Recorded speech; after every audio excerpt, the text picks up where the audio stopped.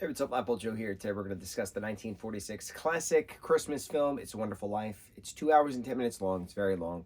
There is an abridged version, which is an hour 40-something.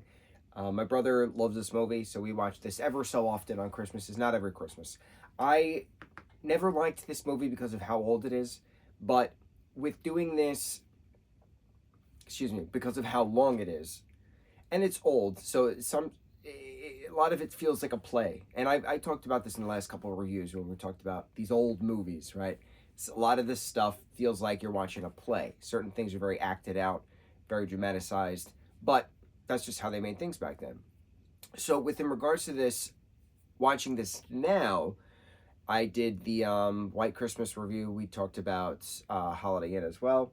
So now that I'm familiar with old school movies, 40s and 50s movies now, doing a marathon, I was in that kind of mindset. So it was fine rewatching it again. I know the plot very well, but I didn't realize in regards to how well the story progresses. You know, when I've been watching it since I was a kid, I didn't really pay attention to all of the first, second, third act kind of things, things like that. I just knew certain dialogues, certain scenes. The most memed portion of this film came out in 1946. The most memed portion of this is a quote right in the beginning, and I stopped it. It was like first 20 minutes of the film, where George Bailey says to Mr. Potter, "Do you know how long it takes for a working man to save $5,000? This was in 1946, and that sentiment still applies today in 2024. Do you know how long it takes for a working man to save $5,000? Too long." So it's a film that withstands the test of time, and not seeing this in a while, I now have more appreciation for it.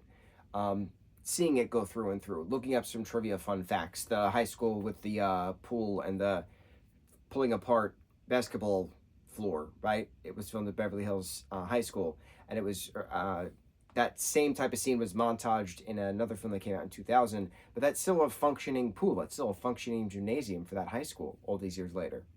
Pretty awesome. I also love the fact that Bert and Ernie, the cop Bert and the taxi driver Ernie in this film, was the inspiration between the Bert and Ernie characters for Sesame Street. So I really like certain things that have translated very well within pop culture, withstanding the test of time. My only dislike of this film, now that I'm seeing it again for the billionth time, but paying attention to it this time, we'll reiterate that. I'm paying attention to it this time. I don't like how at the ending, after everybody helps George out, after Potter inadvertently steals $8,000 from Uncle Billy, but then decides to not give it back and then frame George for it. I don't like that we don't get a resolution of Potter's character. Where's the justice in it? Where's the whole liberty and justice for all? What happens to the old crook? Does he die quickly? Is he arrested for fraud of some sort? Like, why is there no closure to that villain character who's been the villain character for the entirety of the story?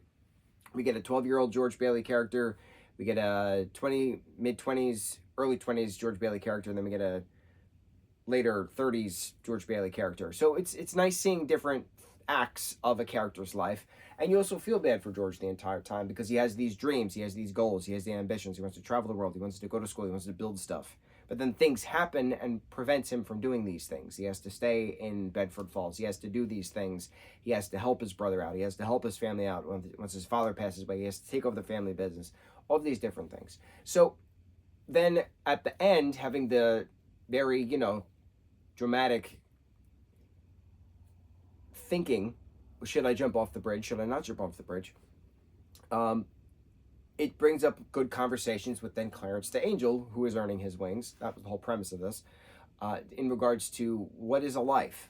Well, you've had a wonderful life because you've touched so many people. This is what would happen if you didn't touch all these people. If you didn't interact with all these people. If you didn't save your brother, he wouldn't do X, Y, and Z. If you didn't do this with your friends, they wouldn't do A, B, and C. So it's interesting seeing what life could have been in an alternate universe if you did not exist. How does your life affect other people and those surrounding you? So it's a very interesting take. It's a spin on a multiverse. It's a spin on what if. I really enjoyed the storytelling of it. I liked that I'm sitting, focused, and paying attention to this throughout. I love the set design. Also, the fun facts of this is that this was the first film to use new type of snow. That this was a soap and water-based fire retardant, flame retardant type of thing that they used for like fire, soap and water based.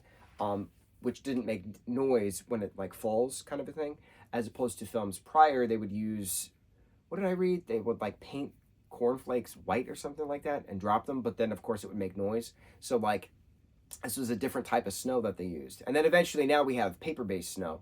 But it's just cool also from a film perspective and a technological standpoint how this works. I think it won an Academy Award, back when it was called an Academy Award for Arts and Sciences. Now it's called an Oscar, for that new type of snow that they developed. So it's pretty cool also seeing the evolution of film, the evolution of prop, the evolution of special effects. It's neat. It's neat from a film perspective. It's neat from a story perspective. It's neat from a pop culture perspective. It's neat from a technical perspective. It's a wonderful film, no pun intended. It's a Wonderful Life. 1946, wonderful classic Christmas film. On to the next review. Mahalo.